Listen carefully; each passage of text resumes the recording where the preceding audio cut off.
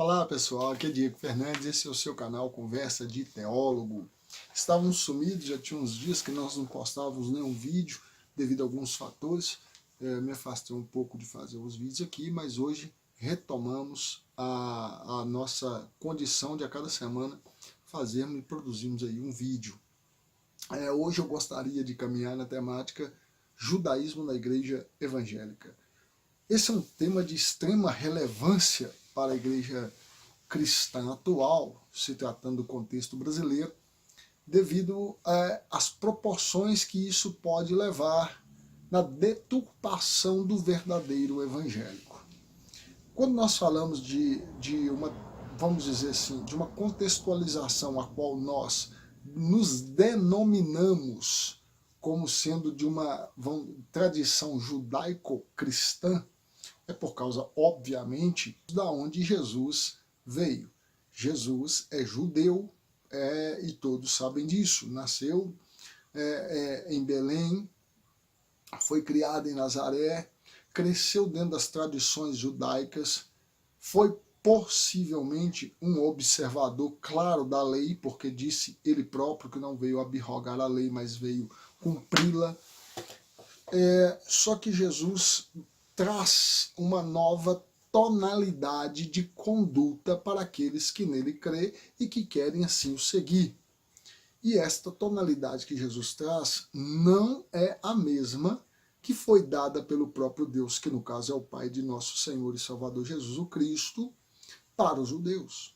A contextualização era outra, o momento era outro, a situação era outra, a visão, a cosmovisão dos judeus era outra, como, obviamente, a cosmovisão de todo o restante da humanidade, que é considerada assim gentílica pelos judeus, é outra.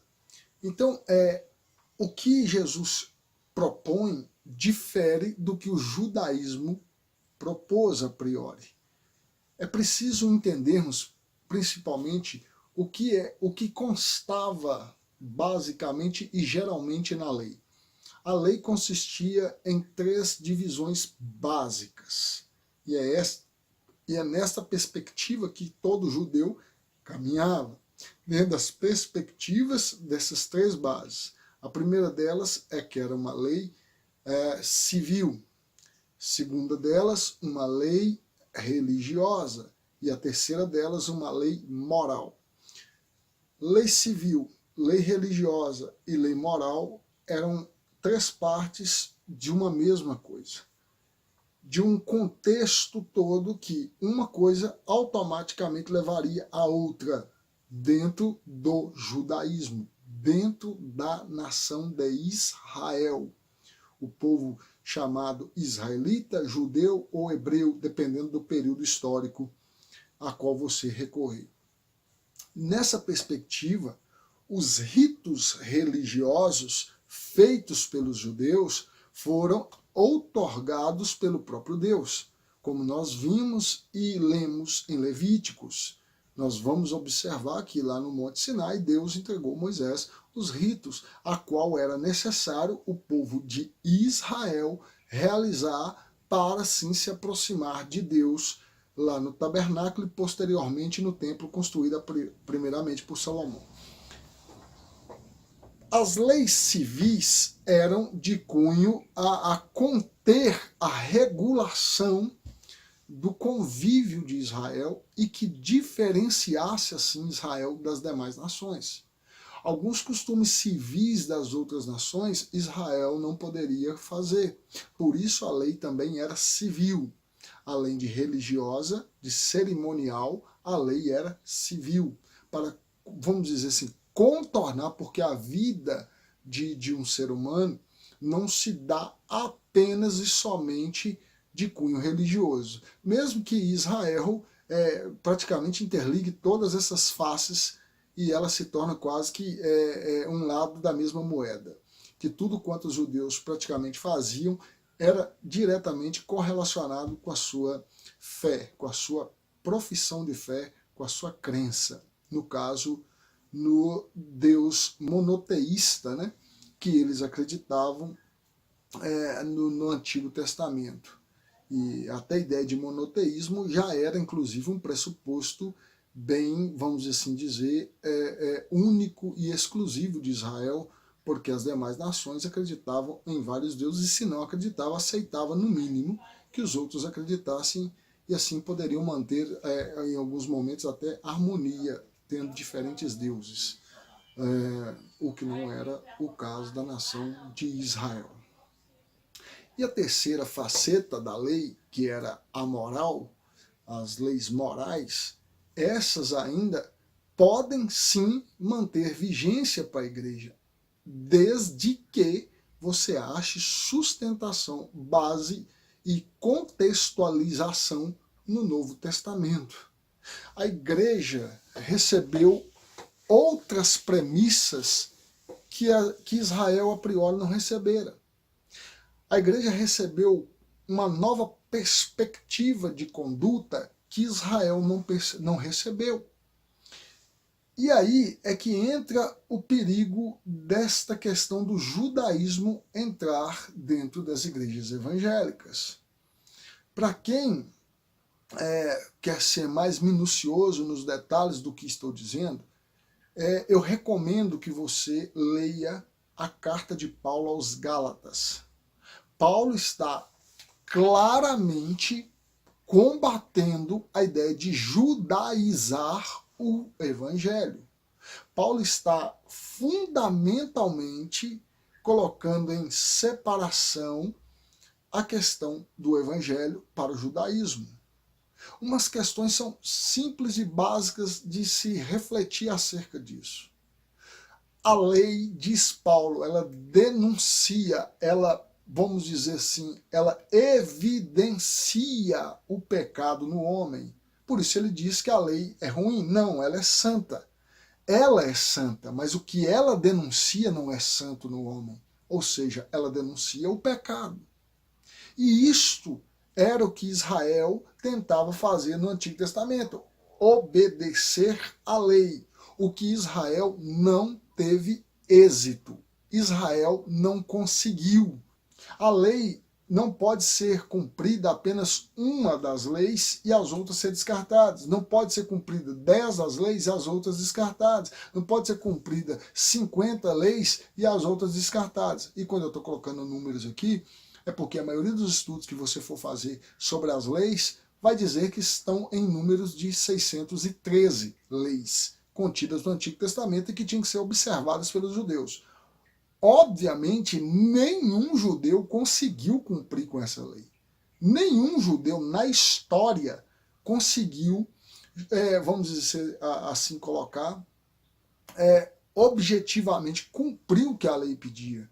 Porque as exigências da lei é para alguém que está praticamente em perfeição com Deus, ou seja, que não peca, que consegue abster-se totalmente do que a carne pede. E isso não seria possível, e não é possível, uma vez que estamos ainda em carne. Então a lei serviu para denunciar que o homem precisava e que o homem precisa de um Salvador. Que o resgate dessa condição decaída e pecaminosa que a lei denunciou. O único judeu a conseguir cumprir completamente a lei, objetivamente na história, foi Jesus. Quando eu digo nenhum judeu conseguiu, estou falando da nação de Israel como um todo, tendo somente como cumpridor cabal, perfeito, sem pecado da lei, Jesus. Todos os demais judeus fracassaram ao longo da história de Israel. Então a lei, diz Paulo aos Gálatas, ela serviu de aio, esteio. Ela simplesmente serviu como um trem e a estação de chegada desse trem é Cristo. E Cristo, a partir dele, a perspectiva é outra. E aí tem pessoas querendo judaizar a igreja evangélica. O perigo disso, teologicamente falando, é tão grande que quando alguém o faz, estão dizendo que a cruz é insuficiente para salvar o ser humano. Aqui está o grande perigo. Aqui está o grande combate de Paulo contra o judaísmo no Novo Testamento. Porque o judaísmo, como eu já disse, denunciava através da lei o pecado. Mas disse o apóstolo João em seu evangelho que a lei veio por Moisés, mas a graça e a verdade veio por intermédio de Jesus Cristo. Nós temos que ter esta compreensão básica.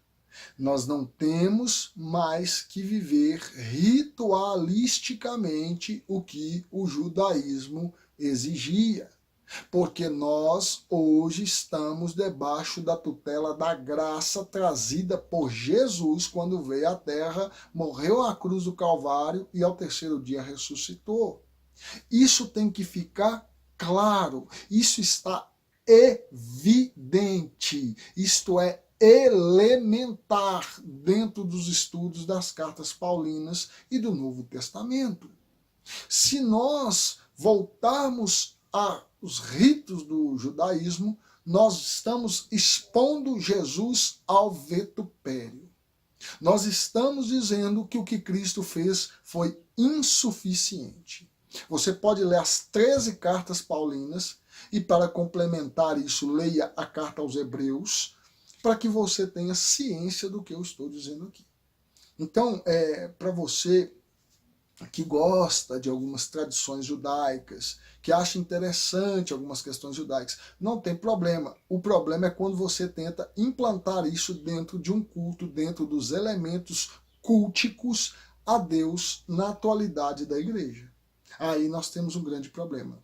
O judaísmo pode servir para nós como referência histórica de onde vem a história de nosso Messias. Obviamente, ele vem dos judeus, porque ele próprio disse isso a samaritano no Evangelho de João, capítulo de número 4. Agora, entretanto, como disse o reverendo Augusto Nicodemos, os rabinos não têm nada a ensinar para a igreja sobre o Evangelho. Porque se os rabinos entendessem sobre o Evangelho, eles não teriam crucificado o seu Messias. Então fique aqui uma dica para você que gosta da história judaica, não vejo nenhum problema, eu tenho livros falando sobre a história judaica, tenho contextualizações, você pode muitas vezes usar a contextualização da história judaica para compreender, inclusive, parábolas de Jesus no Novo Testamento, falas de Jesus no Novo Testamento, ensinamentos de Jesus no Novo Testamento. Entretanto, querer implantar o judaísmo na igreja evangélica atual, você está colocando aqui em risco a verdadeira face do evangelho, que é a salvação através da graça, e que nós somos salvos mediante a fé em Cristo Jesus. E isso, e somente isso, é suficiente para a salvação. Porque todas as demais coisas que advêm posteriormente, a posteriori na fé, elas advêm da crença, em primeiro lugar, em Cristo Jesus. A santificação, a regeneração, todos os elementos posteriores advêm, em primeiro lugar, da fé em Cristo Jesus, e não no judaísmo. Então fica aqui o vídeo de hoje, fica aqui a dica para você, para tomar cuidado sempre com qualquer tipo de situação que tente levar você a crer mais no judaísmo do Cristo do que no Cristo que salvou as pessoas do judaísmo. Gostaria de pedir que dê um like aí nesse vídeo, compartilhe, ajude o nosso canal, chame pessoas, mande para amigos, dê um like aí, dê um joinha, se inscreva. E assim você vai estar cooperando, e você comente aí embaixo, fique à vontade, tanto para criticar como também para enaltecer o nosso conteúdo, porque sempre será positivo. E lembrando sempre que você pode dar a sua sugestão de tema, e a qual, inclusive, vou deixar aqui um recado, o pastor Gleison pediu para que fizesse um vídeo sobre livre-arbítrio versus predestinação, né? Vamos colocar aí um comparativo desses dois. E eu vou estar fazendo este vídeo. Logo, logo vou estar colocando aqui, ok? Muito obrigado, até mais e até o seu próximo Conversa de Teólogo.